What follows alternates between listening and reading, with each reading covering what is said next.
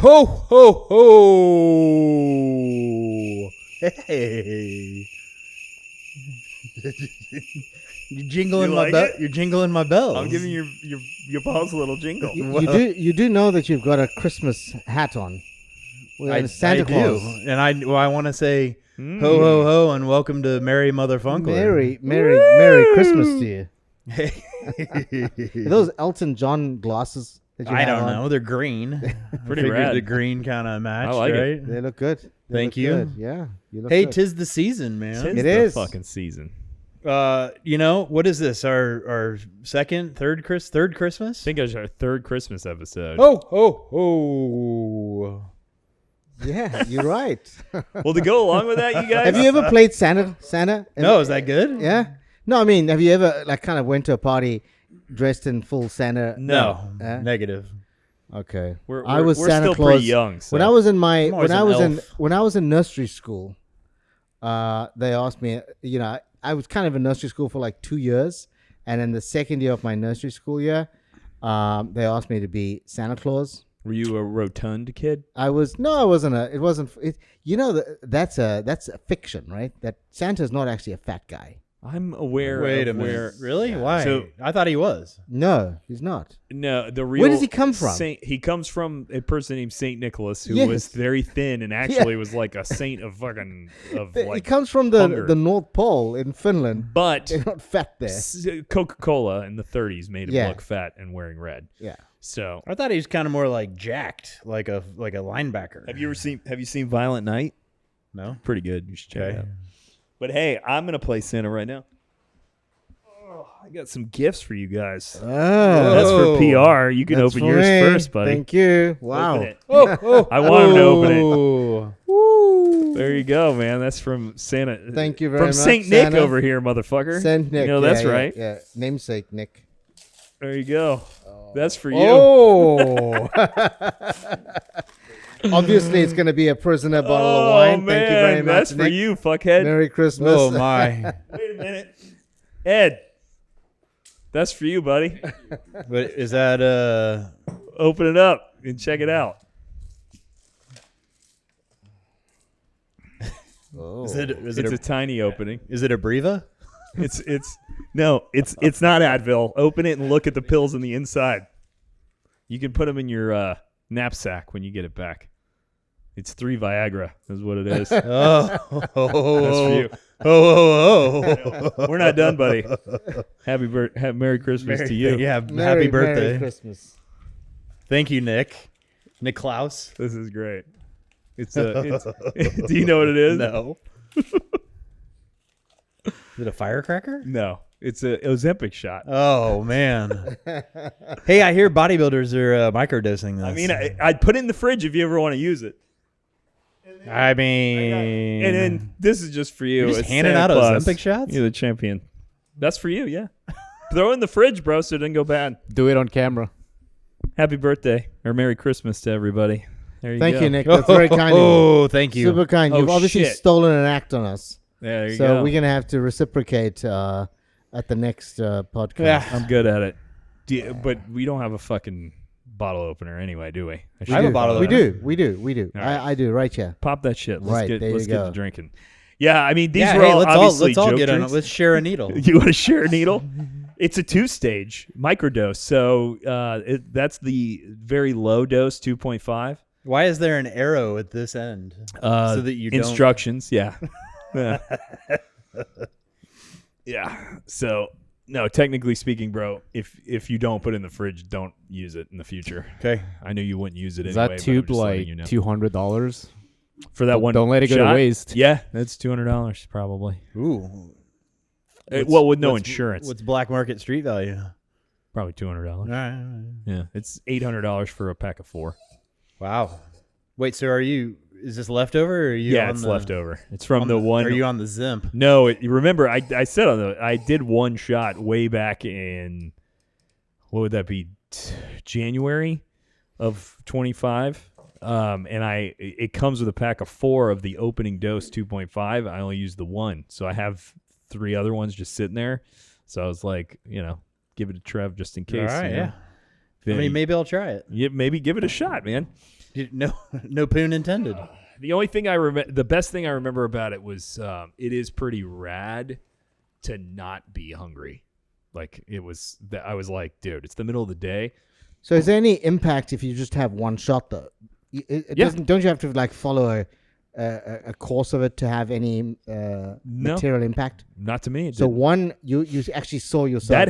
That helped kickstart my change in lifestyle. Was that one shot? It helped me for that first week to like reset myself, put myself into a good place of like, that obviously was the one shot, so it didn't last that long. They only last a week. But over the month after I took that, I lost the weight to get my weight generally down to where I am now. And then since then, I've hovered right around between 175 and 180. And just it's been reallocated as I've been running and working out and such. So yeah, you would be the perfect poster child for Ozempic because you've had a complete change in lifestyle. So just to be totally technical, that's actually Zepbound and not quote unquote Ozempic. It's a different chemical than Ozempic. It's one of the But it's a competitors. GLP-1 right? It is a GLP-1. Yeah. I just want to say, I'm not saying, Yeah. I just want to be clear. But because the what happens with GLP-1 and it's been the reason why I have not been. We're supposed to be talking about Christmas, dude. We talk about but Ozempic all the time. The protagonist we is shouldn't that talk it about doesn't I didn't result do in this anything. to fucking talk about Yeah, it. yeah, but I it did doesn't 'cause it was a result joke. in a change in. But you have chosen to really change your lifestyle, which is fantastic, and I think that is, if everyone can do that. I mean, Trevor also felt that he needed to have this whole change in lifestyle, but now he's brought out the Santa, so you've still got that Trevor in you, which is nice to see. Pragasen. Bring that craziness out more. What's on your Christmas list, little boy? Sit on Trevor's lap and tell him what you want for Christmas. Listen, I have sat on Santa's lap, right? I bet you have. I have. I bet Santa sat on your lap too. No. Are you a top or a bottom? What? Top or a bottom Santa Claus? I think I've told you. I've given you the guys the answer. That you'd be a bottom. I always want to be on top. So Santa's always going to be at the bottom. Oh, Yeah, wow. but Santa's a giver. He is. And you're a receiver. Well, what do you have anything on your list this year?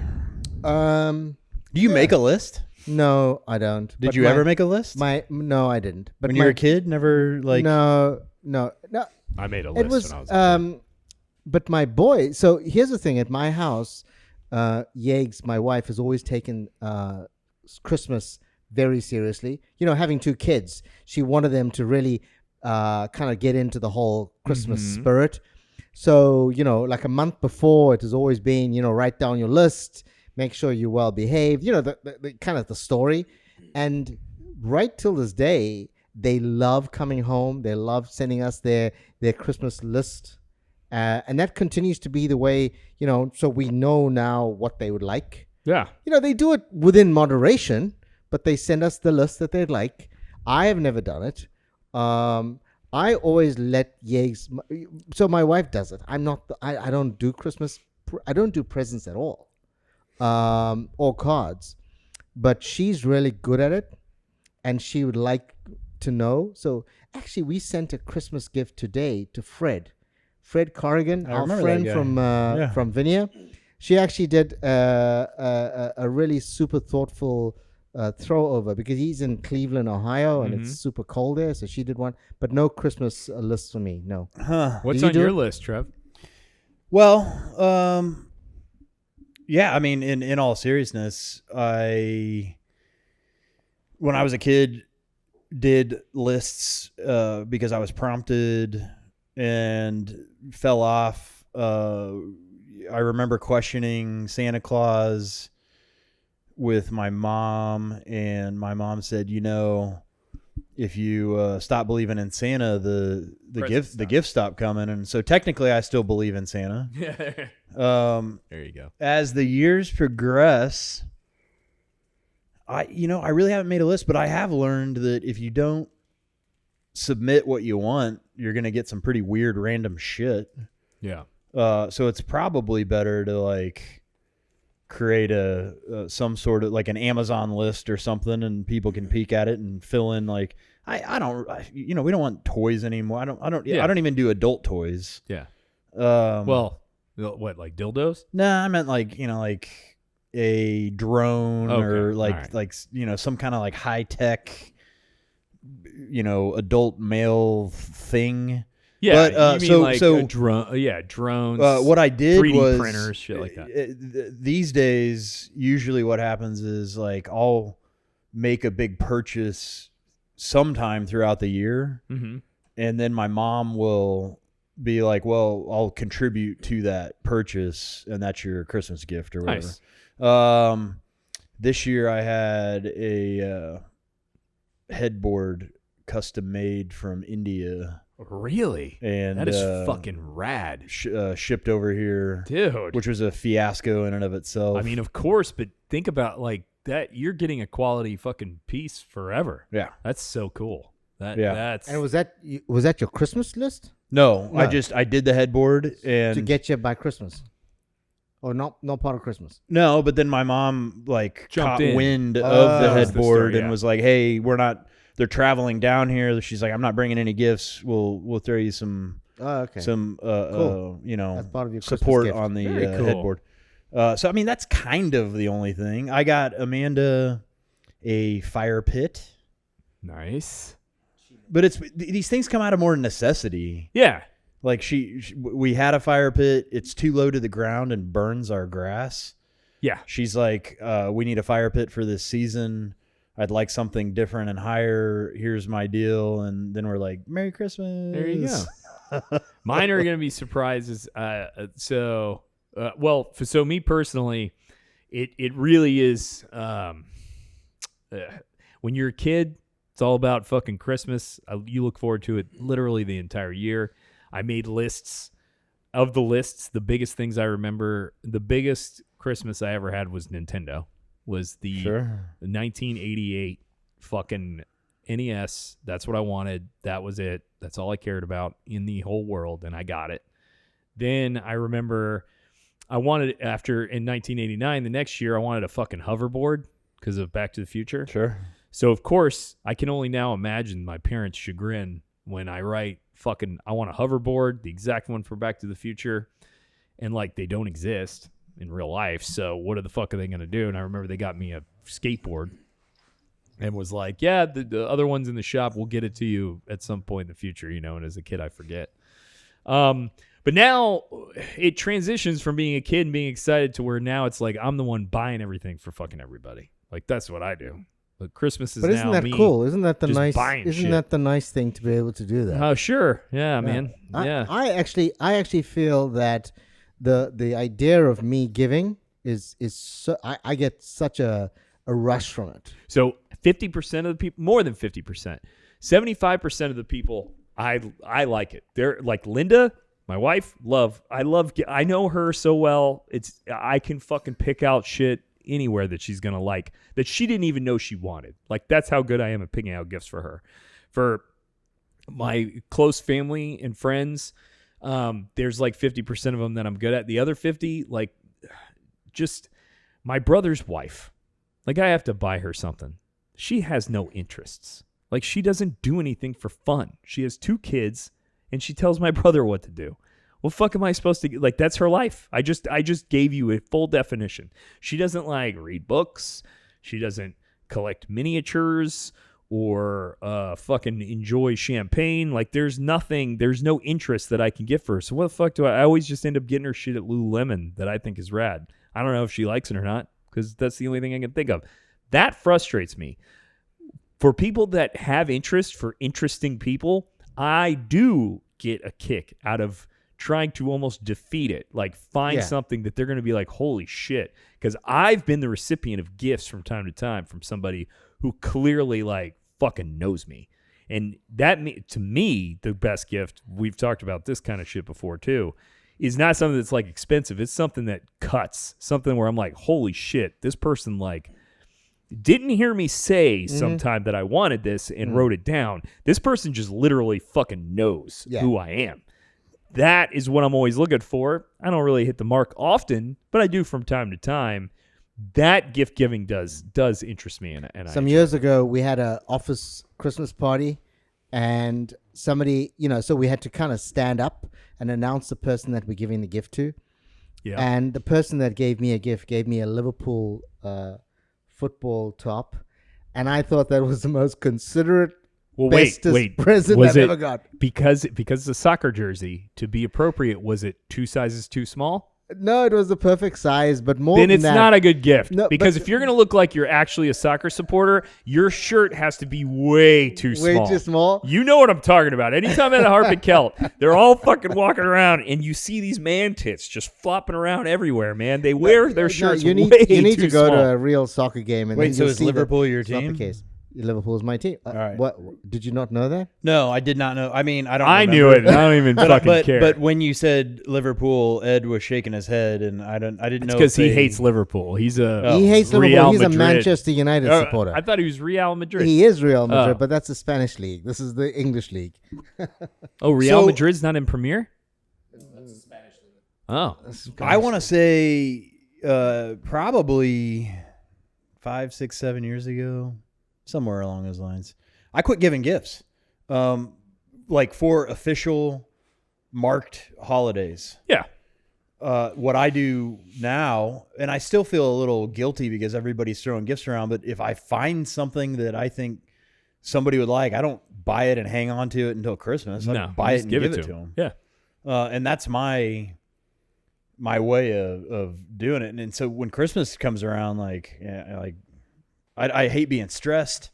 I hate going 100%. Out and like kind of what you're describing with your sister-in-law. And my mother is another one. It's like, yeah, you guys have everything and or you don't do much. Yeah. What about spending time with them? So one of the things that I've done... That's what I think. One of the things that I've been doing over the last 2 weeks is because I know we kind of running into Christmas is almost to phone up or text friends that I haven't seen for several months.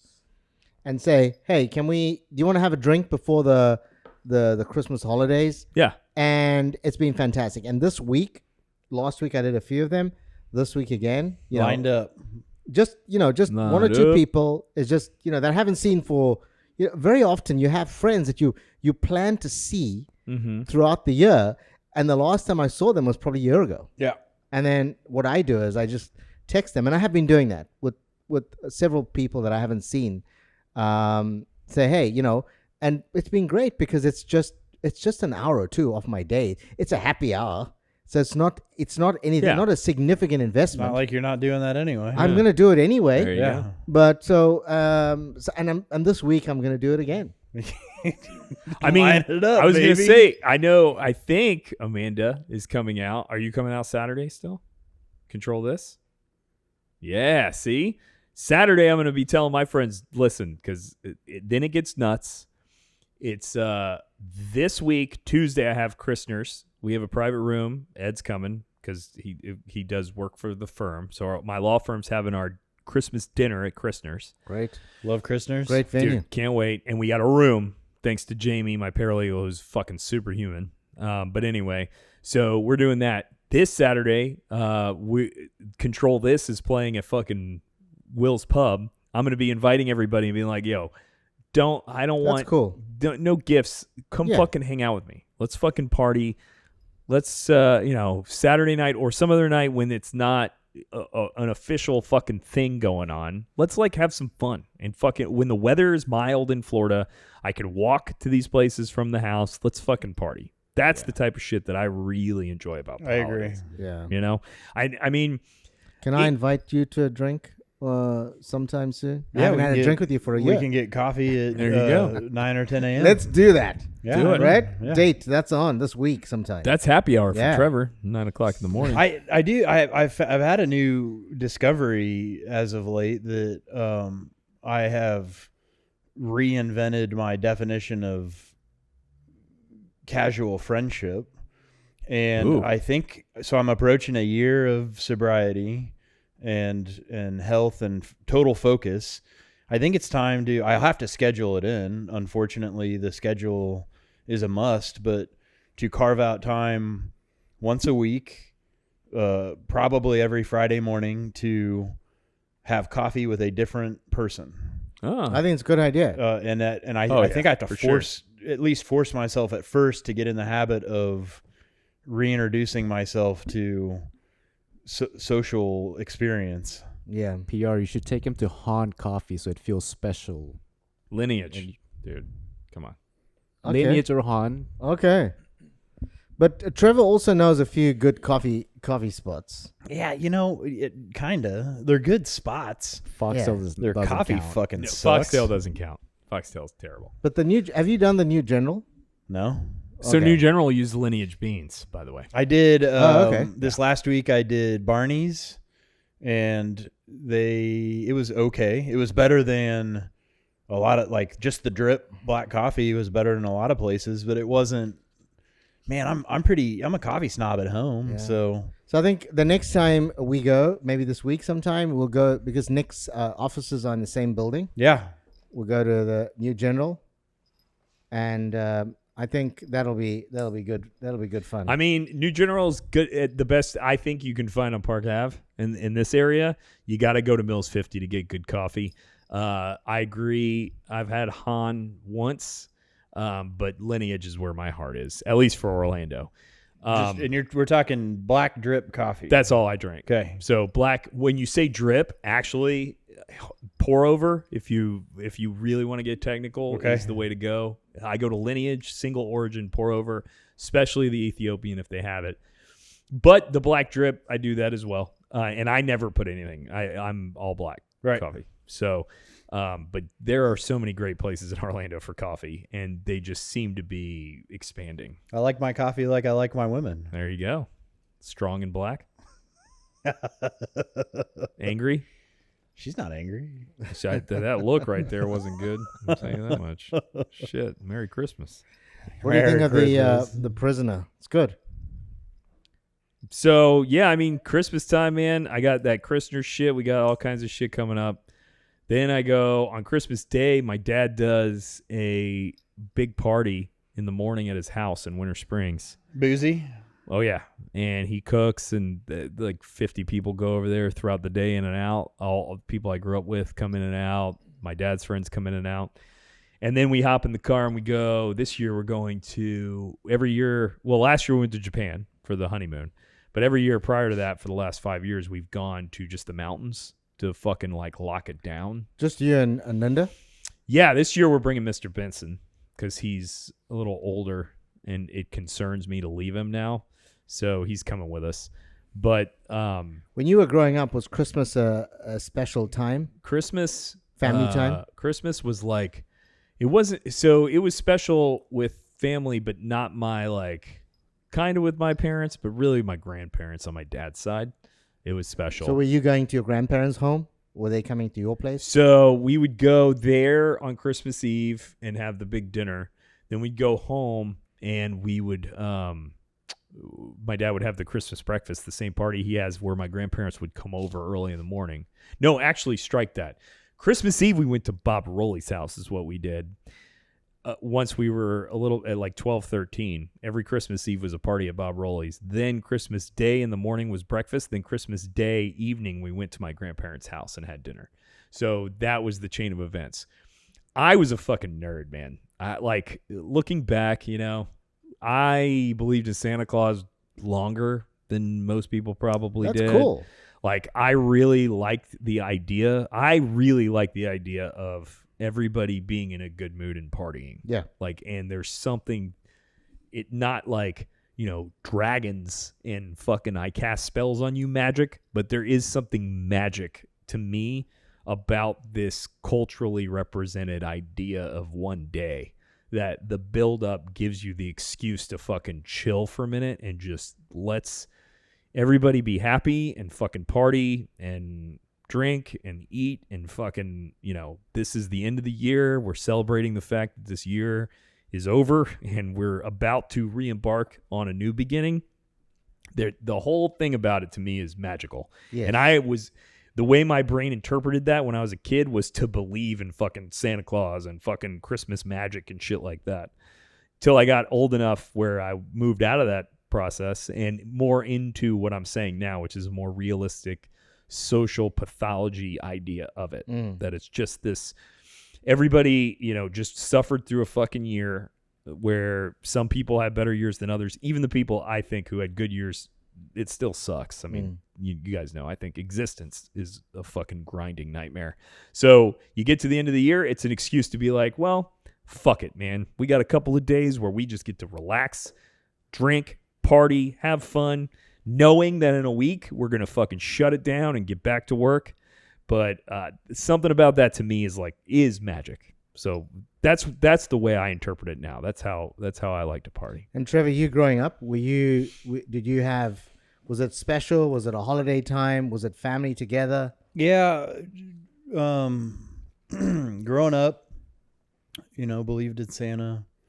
I liked how far my parents went to be convincing. Yeah, it's so cool looking back. There was my family never really did it, but another family on the block had there was like a preliminary Christmas day. It's called like St. Nick's Day or something. So it was like a month before. And I think that they might have made it up, or it was their family tradition, but it was kind of like I suppose, Elf on a Shelf deal. Okay. Or like an advent calendar. Got it. Where they're prepping you for the season, probably psychologically manipulating you to be a good boy, to receive, to be on Santa's good list and shit like that. So my dad took as far as I know, it's still Santa, but he took some hunting boots and stamped them in the ashes in the fireplace. And I was convinced. Cool. I was like, Santa came and Santa dropped off the preliminary check. You got to keep your shit straight for the next month or 3 weeks or whatever. Christmas Eves, we always did dinner at my mom's parents' house after church.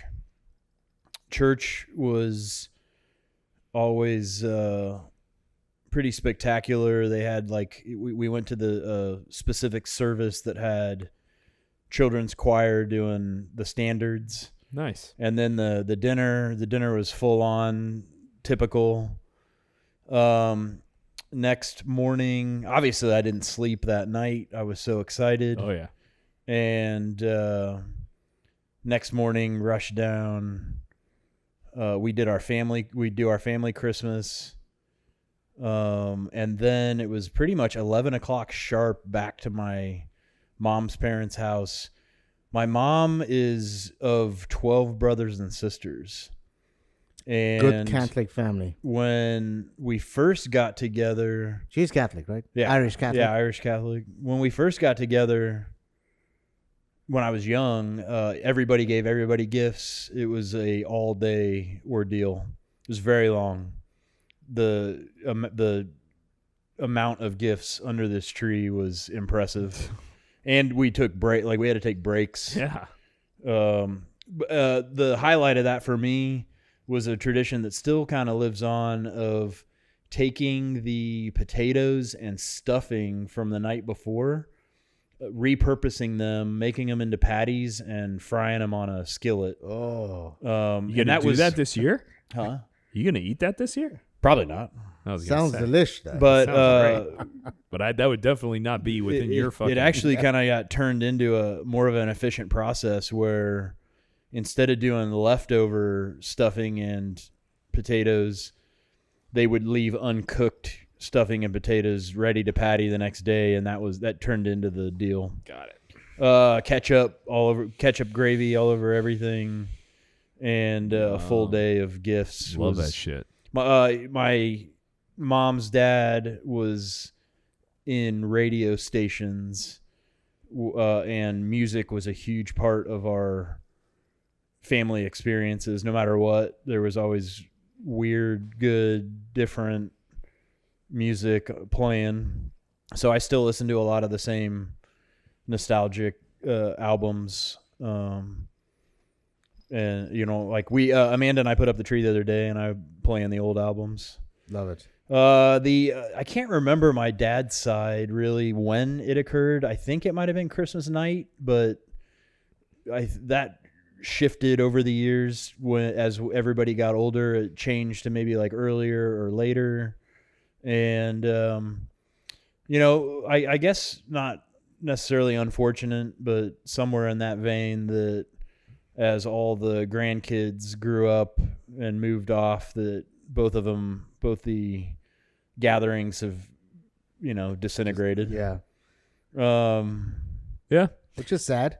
I mean, right? Yeah, but I have a times similar change, kind of thing that I happened. mean, that's with- what happened with my dad's breakfast. Is it used to be fucking hundreds of people, but Yeah. honestly, my dad's friends have just fucking died. Yeah. Like, Yeah. it's just moved through time. So with me growing up, we didn't have. There was no. My parents weren't giving me gifts.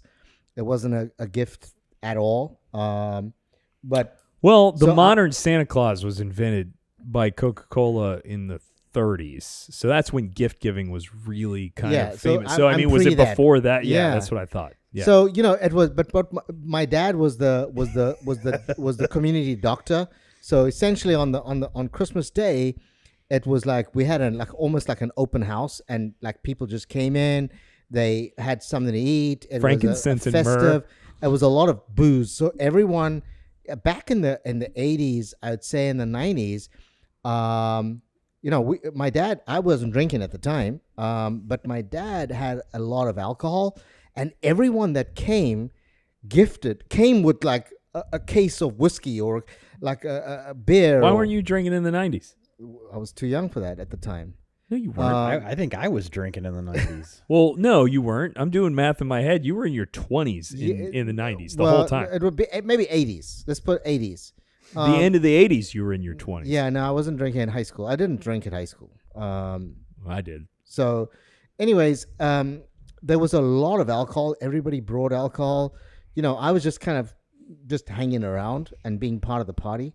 And there was food, and it was and that's what he did. My dad did that for Christmas, and then he did that again for New Year's. It was an open party, and which was interesting because when he passed, that was part of the message that everyone knew that's where they were coming to for their Christmas party or New Year's party, which is fantastic. But no gifts. And then when I got married, we started going to Dublin, Ireland, and my uncle, my dad's brother, does it very differently. So he is not an open party for the whole community. His is about just, his son and daughter and him and his wife, Marguerite. And then it was my wife and I. And then as they got married, it was the extended family. And it was amazing because it was like 9 a.m. We all sat around the Christmas tree on Christmas morning, and it was the exchange of Christmas gifts. So we were like, oh my gosh, we got to get gifts because we're going to go there. And so it was a very, everybody unwrapped their gifts. So and now when you're all sitting around a Christmas tree unwrapping gifts, you're going to have to raise your game and make sure you have a good Christmas you have gift. good gifts. So yeah. there's like a lot of pressure, right? For sure. But it was good pressure. We were all happy. And that's also what Nick says. You need to know people relatively well. Well, that's how it's fun. You have to. Our Yeah. culture creates a world where we have to buy fucking gifts for everybody. But to me, there's a lot of people that just aren't going to be good because they just don't have and that's anything what we about did, their because personality. We didn't really know them. They were like, I knew my dad's brother and his wife, but like my cousins, I didn't really know them well enough. So it was always a bottle of something, alcohol. It was always alcohol, right? And then they would start the meal, like I mentioned. We'd start kind of trying out the wines that we're going to have for the lunch and the dinner, and then we'd have one meal through the day, starting off, and everyone prepares a different course at a different time. And so we did that, and that was so fun. And so with my family now, we try now just to have it as the two boys and Yegs and I, and we do that. We do Christmas every year together, wherever in the world we are. We typically try and travel though, but wherever we are, we try to make it just the four of us. Obviously, they're going to be having significant others, or partners in due course. But right now, it is she makes sure that they're going to write down the gifts. She sends them, a text message, say, listen, don't forget, I need your Christmas wish list, which is nice. I never had that growing up. Like, my mom never asked me for a Christmas wish list. I would have given her if she asked me. I need to sort that out. Well, I never gave my parents a Christmas wish list. I wrote a letter to fucking Santa. Yeah. That's what I did. Yeah. You put in your mailbox, it says Santa, and my parents would go get that fucking letter. But now that my kids are in their 20s, it's going to be just, hey, listen, I'm going to give you. True. Yeah, yeah. So now, so she's got that list. She's done the gifts, and we're going away for Christmas, but, she's got the list. Yeah. Right. And from the time they were kids, you would know that one of my famous stories. You remember my strip most club famous story or North Pole? North Pole, right? Yes. And that was part of the whole believing in Santa. I think it may be nostalgia. It may be now necessary for our listeners that it's every Christmas now we get the fucking North Pole. We get story. the North Pole story. But maybe what we should try and do is, because it is a real amazing experience, is maybe we should actually go to the North Pole. I mean, come on, bro. You know that more probably 60% or 70% of the people that are there are actually adults just wanting to experience the magic of Christmas. I'll go check out the North Pole at Dancers. With This is the North the pole that's on the left side of the building, which is on the north side of the building. I'm down for that. You guys are just. I don't know about devoting goodness time me. and money to. We're gonna write that off, right? However, we have talked about it as we close out this year. I think next year, Motherfunkler, we're going to try and get out there a little bit, yeah? I think we should. I think we're going to try and get out there, fucking more live shit, Dancers, maybe a right? couple of... No. I mean, we can go to Dancers right after this if you want to, bro. I don't give a fuck. Will that be our I like to Motherfunkler corporate Christmas party? What is Dancers, by the way? Shut the fuck up, bro. You are a terrible actor. Like, you could never be an actor. No? You're so bad at it. Like, everybody knows I've that never you been. know. Get the fuck You've out been of to here, the you doorstep. liar. I've been to the car park. Yeah, that's what Parking lot. Yeah. I've never been. It's a true statement, because Ed and Trevor decided one day after having lunch somewhere, we went to. You're not telling the full story here. At all. Give He me never the whole never story. The whole fucking story tells us is full that story. Ed and I decided one day that we were going to start Tuesdays were going to be called Titty Tuesdays, and that we were going to go to lunch at Twin Peaks and tie one on, and then finish off the afternoon evening at the local strip club, Dancers Royale. Right. And we did it once. We had a great lunch. Yeah. Right.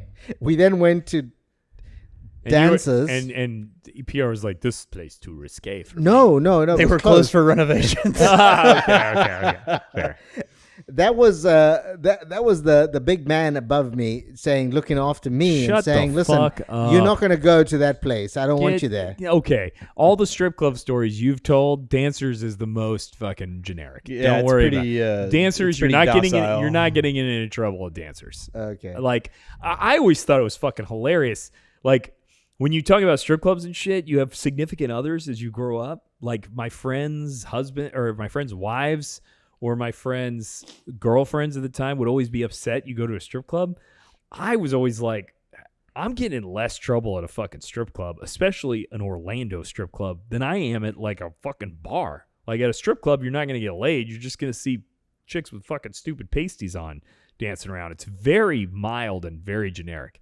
It's not like your story where you got like kicked out and you had no pants on or whatever the fuck. You didn't have your wallet. You know which story I'm talking about? No, I have no idea. I missed that story. The one where you got kicked out, you had no wallet, you couldn't get home. No. Your friends left you. Yeah, exactly. You got one part of it right, but the rest of it you made it up. But Sure, anyway, okay, that's fine. sure. So anyway, but I mean, that's what I was saying. As we wrap up this year, we had a couple of really cool live appearances. I mean, I think Imperial was fucking rad. Flutes was pretty fucking rad. B&O was good. B&O was great, as always. I mean, that was like our first big one. That was cool. That was men's fashion, right? Yeah. I was thinking about that today when I was getting into Celica, actually.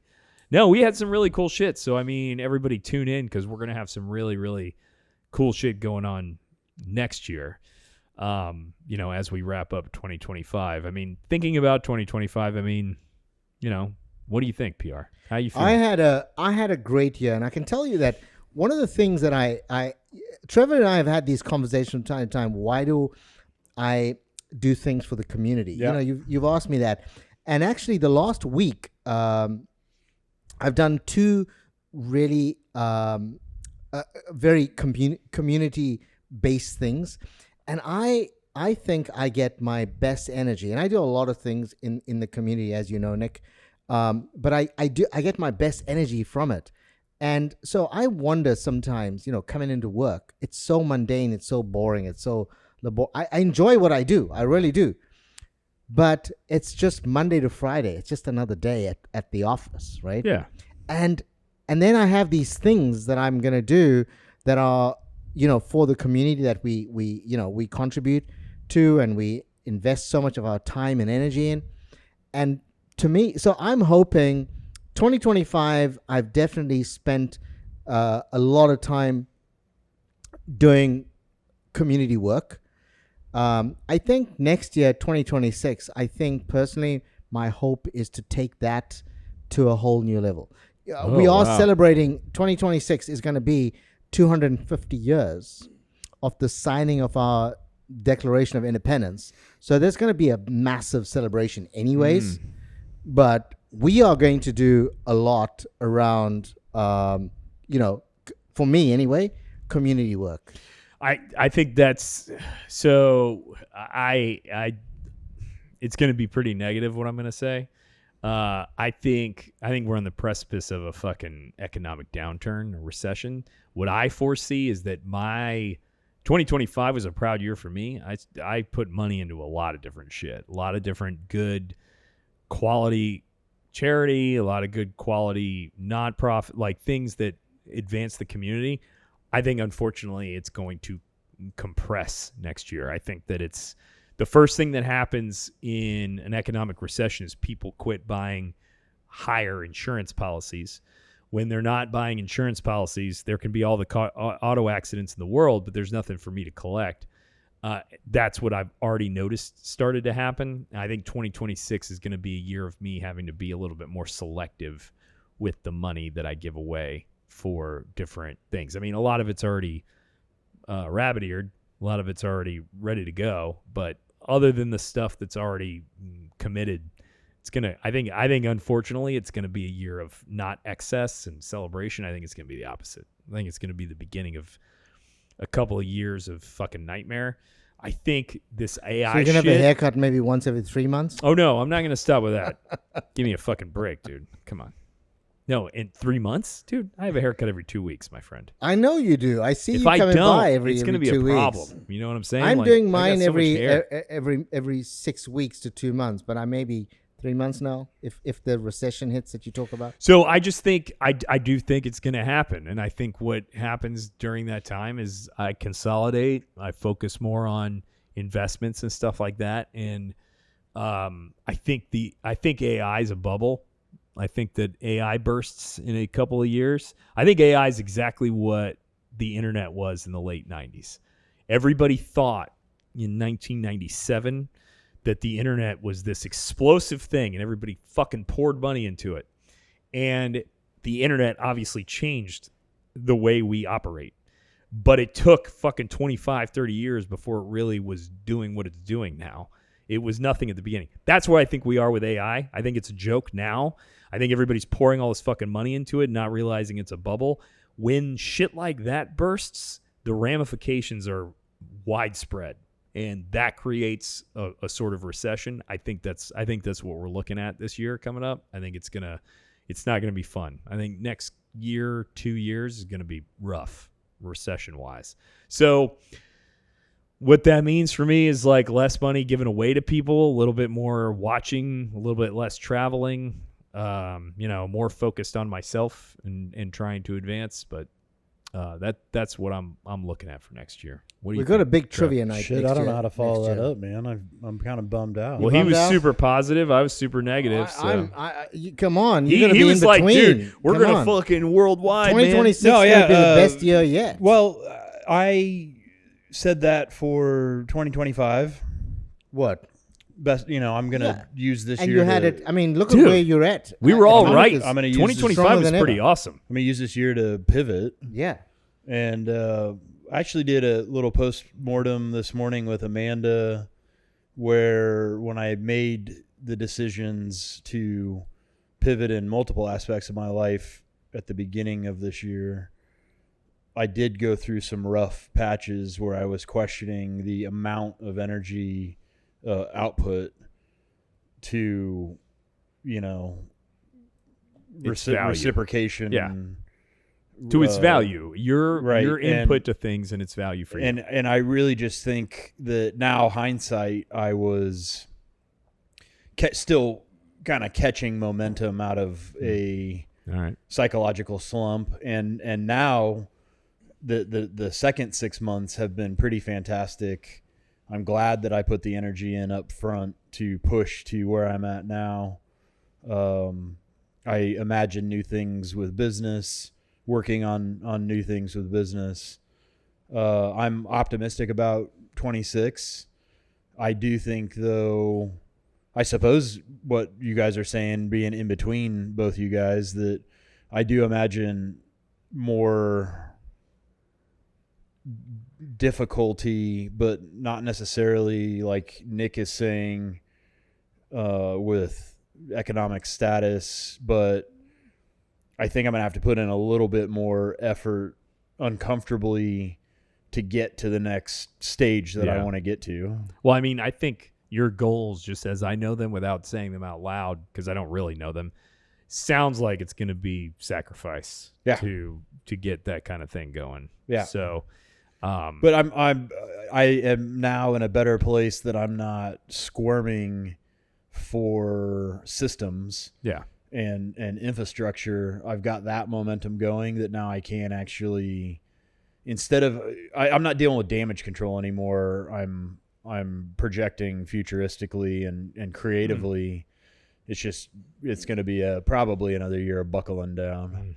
Well, I mean, that was me saying that negative professional. Now that's for like the law practice and building business. As far as trivia is concerned, I don't think it's ever going to stop. Trivia is fucking better than it's ever been. I had a serious what I'd call midlife crisis, probably the beginning of 2025. So the way trivia works, it goes in waves, I've noticed.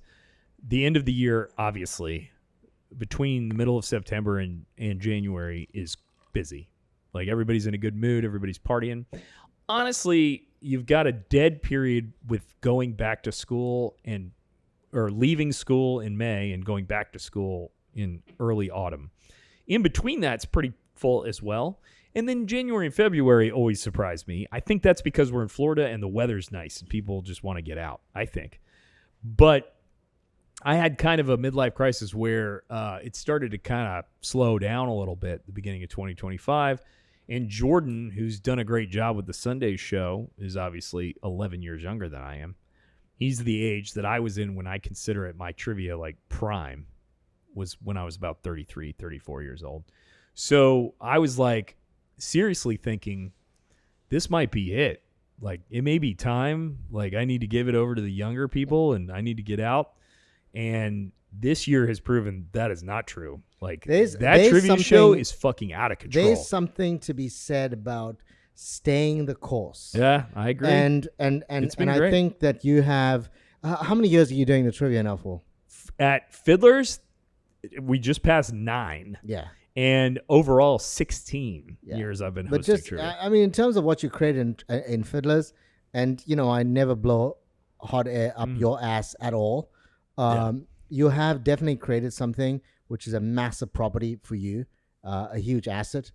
And, whenever I talk to people around, and we do want to have a big trivia night. Can't wait. Next year. I got your fucking intel, your little memo today. Yeah. So, I got a couple comments about it. But I think that you have created a great property. And I think, in terms of just our businesses, Trevor, you and I, I get very frustrated about where my business is from time to time.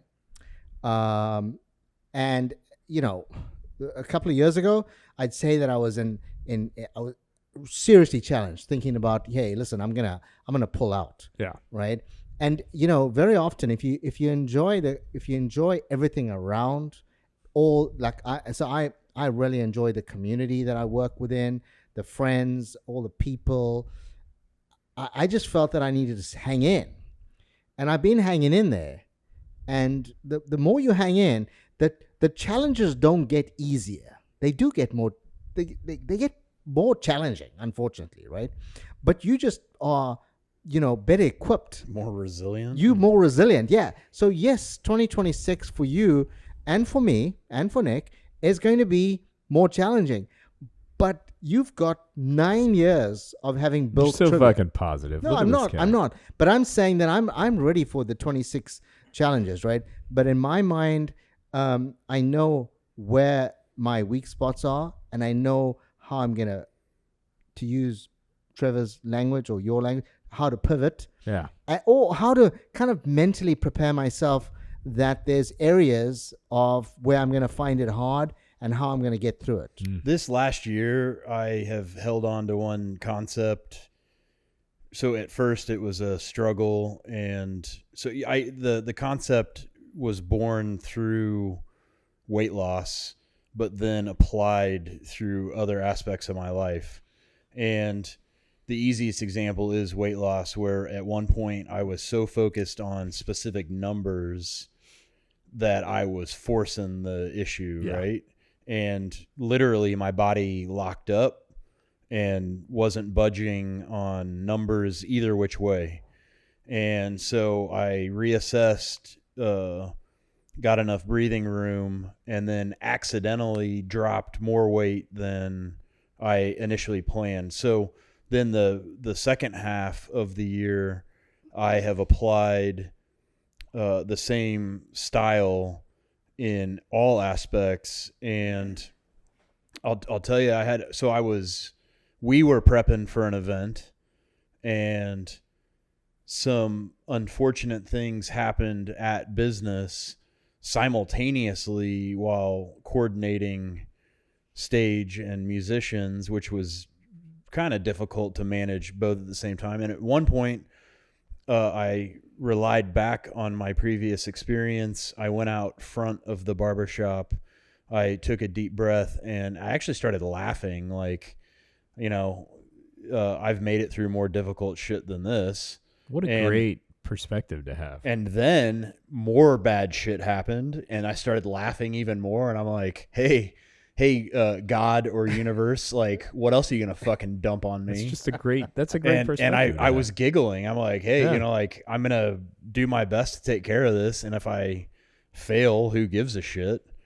And it made the experience more pleasant. And then at the end of it, I realized I didn't have to overly worry as much as I did, and then to exponentially apply forward focusing on any scenario. Like, I think a lot of projects or perceived challenges and detriment, if you just stay in the fucking saddle and take on challenges, knowing that you're equipped with experience and wisdom Totally. to do this, and just kind of smile through it. And if you get your nuts kicked in, you can chalk it up to more, forced conscious expansion and wisdom collection. I look forward to taking on larger and larger challenges with a newfound mentality, like, hey, let's do this, and let's put my nuts on the line and go for it. It's gonna be our best year yet. Yeah. So I mean, when I was talking about that, like what I was thinking with trivia was, so when I do trivia, I have Spotify on the entire time. Okay. So I mean, obviously, I'm a 44-year-old man, but for 2.5 hours every Wednesday, I play Spotify with random shit for trivia. So when the Spotify Wrapped shit comes out, is it skewed? Is yours skewed because it's not skewed, which still every year I'm worried. Like every year I get scared that it's going to be skewed by my trivia playlist, meaning that I don't listen to enough music and I don't care enough that trivia skews it. So far though, this year it did not. Now I will tell you, I do think it skewed my listening age, which was a first that I had ever seen this. They had my listening age as 56 years old. And it says That's because I'm using your Spotify. it says since you were into music from the late 80s, you're an old soul is what it said. It's How many? specific Do you have any late idea 80s. how many minutes you listened to? I saw it. It was like 62,000. I'm at 95,000. Okay. Well, you leave yours on for the day for I have shop, two don't you? separate accounts. Oh, do you? So I think it was 65,000, maybe And what did you say your age was? 56. 27, baby. Oh, you young You're listening soul. to Taylor Swift. That's why. Absolutely not. You're a young Clearly. buck. Absolutely not. So, what were your? What do you want to? Do you want to do songs, artists, albums? Or what do you want to do? Hey, these can be our little nuggies for the day. Yeah, because I mean, well, we can go ahead and start with the fact that PR is not going to be able to contribute because he doesn't. He uses Apple Music. I don't have Spotify. I must tell you. I use Apple Music, and I hope, man. a lot of the people that listen to No, they don't. Motherfunkler No, do they have have Spotify, like bro. I do Come Apple on, Music. get the fuck out of here.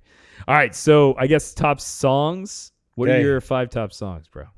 Let's see here. My top song, Yeah, or you'd start from from number 5. number 5, what? Have some fucking build up, bro. You start from song number 5 and you go up to your top song. You don't start with number 1. Got it. My number 5 song is Air by MF Doom. Nice. I love the Doom. I love MF Doom. Hard at Races is at number 4. Architecture in Helsinki is the group. It's Okay. kind of, I think it's an older song. It's actually been in my top 5 for like a decade. Really? Yeah. Wow. All right. Fading Youth, Punctual. Have you heard this? I have. Have you really? Oh yeah. Oh my. Role Models, Walker and Royce. This Not is that from when I listened to it. It is reminiscent of my boozy days. Yeah. The song is kind of a like a lament, and it's saying that I don't care anymore. I'm just gonna drink a bunch and do a bunch of drugs Love it. because I don't give a shit. Love it. But it's there's a little bit of a juxtaposition because it yet is seemingly positive. And then number 1. Yeah. These Men Are Wolves by the Heavy Eyes. Nice. Have you heard that? I'm Yeah. familiar with that song too. I So like it. I know 2 of your 5. Who? Well, I know Oh, MF Doom. I don't know the particular song, and then the third and your first, I know the song. The other 3 I don't. Yeah, it was a good list. So my song's number 5's Too Shy. Mine's gonna be a little more mainstream than yours. But this is not trivia. This is Nick. Too So Shy. Too shy. 80s? I like yeah. that. Yeah, from Kajagoogoo. Yeah. Yes. That's a British band. Love that fucking Oh, song. fantastic. Oh, number 5. PR is going to be all I'm over in. your list. I'm in on that Number one. 4 is Jungle Boogie by Kool and the Gang. Okay. Number you 3 go. is Supersonic by Oasis. That's probably from the build up to the Oasis concert because that's my favorite Oasis song and one of Nice. my favorite songs of all time. Number 2 is Rocket Fuel by De La Soul. Okay. You're familiar with that song? Yeah. And then number 1 is a song that I downloaded from sitting here. I was listening while I was getting a Oh, cut. I'm getting a chubby. It's Ron Gallows, the artist. It's Young Lady, You're Scaring Me. Yeah. That's the name of the song. That was my number That's a one great song. song. Really? So that contrasts with my top artists. We can skip albums, right? I mean, albums. What's your top album? Top album is going to give away the albums give away my fucking artists. So I'd say artists first. Okay. So here are my artists. Number 5 is Talking Heads. By the way, 4 out of these 5 were in my top last year as well, I know. So number 5 was Talking Heads. Number 4 was The Cult. Perfect. Number 3 is Nirvana, which I know you hate. Not a big Nirvana fan. Number 2 is Lord Huron. And number 1 is the Black Keys, which I think the Black Keys, Cake fell off this list, Yeah. which is funny. But I think Black Keys have been number 1 for like 4 years in a row for me. And that, I mean, when it comes to albums, it was Bleach by Nirvana, Electric by The Cult, Rubber Factory, Black Keys, Strange Trails, Lord Huron, and then Delta Cream, Black Keys. So it was just all about, the artists. And I was like, obviously, I'm not playing Lord Huron, Black Keys. I probably did play some Talking Heads at trivia, but I mean, I probably did play some of The Cult. Obviously, I didn't play Nirvana. There's actually a rule. I'm not Trivia Nation anymore, but Trivia Nation has a rule: you can't play Nirvana, you can't play Metallica, you can't play anything that's way too niche. Why? Because, like, fucking, it's just not the vibe you're looking for at a trivia show to play Smells Like Teen Spirit. You're looking for party time. You're looking for upbeat. There's also songs that are so cliche you're not allowed to play them. Like Sweet Caroline, it's on the list. You can't play it. Neil Diamond? I mean, come That on. song How is can you so... how can you miss it? I mean, to be honest with you, bro, that is so fucking lame. Let me hit my. You ready for my top artist? Yeah, hit me. Number 5 is Ghost Woman. Nice. Absolutely fell in love with the album Ghost Woman by Ghost Woman. It is fantastic. It's perfect. Number 4 artist Black Angels. Nice. 3 is One Day as a Lion. Okay. It's Zach De La Roca. Got it. Okay. They only I knew released. it sounded familiar, but I know. They only released a 5-song EP. Yeah. It's fucking angry. It's perfect gym music. Number 2, All Them Witches. And number 1, and absolutely agree with this, is Buffalo Killers. Oh, nice. Yeah. I mean, you introduced me to them years Yeah. ago. So, well, look at that, man. That's us. Now, if we could see PR, it'd be a lot. I feel like it'd be John Williams scores. It'd be who's the Fiona Apple. No, who's the You mean like my favorite artist? yeah, I'd who's say who's the opera singer that the male Enrico Palazzo. Andre Andrea Bocelli. You know Andrea that. Bocelli. Right? Yeah, it'd be Andrea Bocelli. he's got to be on there, right? Dave Matthews is up there with one of my favorites, all-time favorites. I mean, South African, bro. yeah. So I mean, yeah. I have everything on vinyl. So if The you ever want guy's to borrow it on fabulous, vinyl, it's yeah. great. I've live. Linda got me live at Luther College for. I tried to get to one of his shows, but I went in Chicago. I I want to told go you to that. one of these shows. He's never come to Orlando. No, he doesn't really come to Florida much anymore. He's only gonna be we accidentally. So I used to go every year. So you when went I was in to you went college. to Dave Matthews? I've been to 13 Dave Matthews shows. This year I went in Chicago by accident. We happened to be in Chicago and he was playing at Huntington Field on the island. So we went and it was phenomenal. Yeah. This year. I highly recommend it. It's something that it's a lifestyle and a culture for most people who go, but I do recommend it, especially if you like his music, you've never been. It's a very laid back, everybody's chill, everybody's nice. It's just a fun show. Yeah. So, all right, man. Dude, you guys, 2025 in the fucking books, huh? fucking A. See Fucking you guys. A. Well done, See you guys. next year. Well Can I done. say that yet, or I we guess got so, another? man. I'll see you in the promised land, motherfucker. Later, Gators.